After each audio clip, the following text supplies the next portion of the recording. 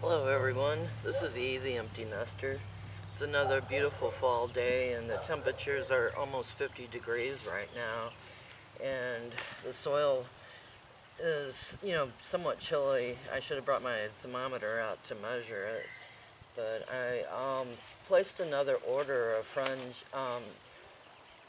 told me about these white multiplier onions that look just like hers and sent me the link to eBay for it, and they've all sold out now, but you can tell just by looking at these onions that they're true multiplier onions.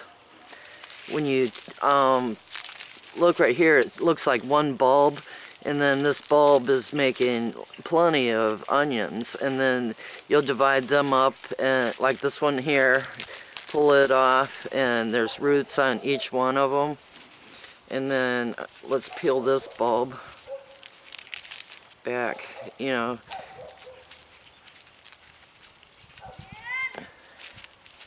when you pull the paper off, you'll find inside that bulb there's another one. You want to try to get some of the roots pulled off with it, like that.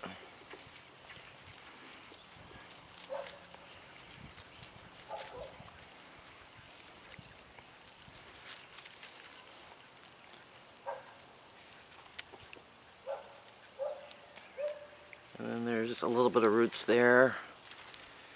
And that one I only have a tiny little bit of root, but that's enough to keep it going. What's different between multiplier onions and regular onions? Normal green onion, you plant one bulb and or one plant and you get one plant. With these, you plant one and see how this one right here, you could probably take it down to even one more. But I'm not sure if I should do that or not because I only have a teeny tiny little root. So I'm going to leave this one that's got 3 in it. But these guys multiply like rabbits. And I had to create another bed here because I ordered a pound, and man, look at all these onions. I got quite a bit for, a pound of onions. And I'm just going to put these guys in, and about, let's see, every 3 inches put another one in. Get these going. This bed, right now it's really hard to find soil, topsoil. So I bought this bag that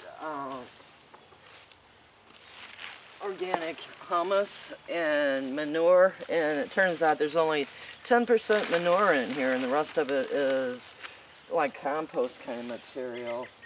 And then I found what's called potting soil, and this is compost too. There is this is not something I would want to take in the house. It says from organic materials including one or more of the following: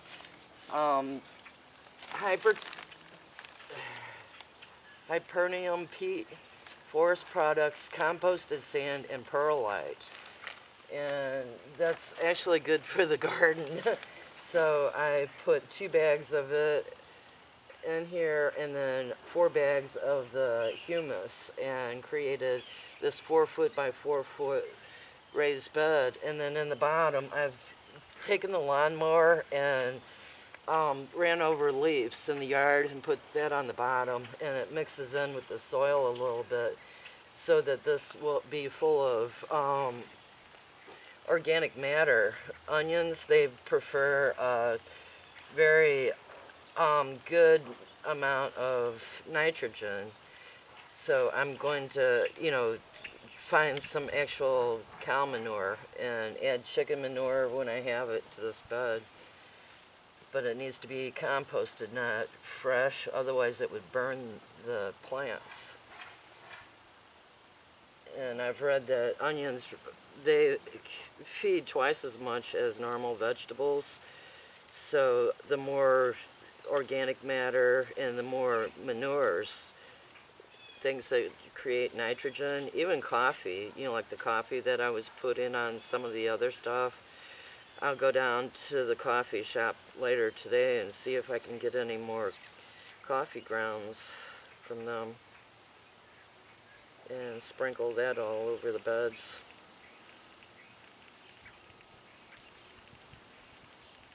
This one's kind of tight, and let's see, I'm just going to leave this one all completely whole. Put it in. I'm going about 3 or 4 inches apart, giving them room to spread. Kind of like remember my other video with the multiplier onions and the totally onions? I put them in a grow bag in the house, and they're like this too, where one sprout creates tons of sprouts. But from what I'm finding, with that one being from Arizona and grown in a desert climate, zone 6 was probably the coldest you could plant them outside, so I'm going to grow them in the house. And after I multiply them enough next year, I'll bring them outside and try them outside and see if they can survive our winters. But for now, the toles will be babied, and right, Yogi. What? You have to be in the picture too. Yep. But this year, I've been doing a lot of collecting on different heirlooms. This is actually an heirloom, something that the person's grandparents passed down and passed down. So I'm really lucky that someone on eBay shared this one with the world. I'm lucky I got one of these from them too. There's a lot of things, you know, like I showed you in the other videos that aren't actually potato onions or real multipliers, but you know, I'm still going to give these guys the benefit of doubt. You know, this one right here, these are supposed to be multipliers, and I'll know next spring if these are multipliers.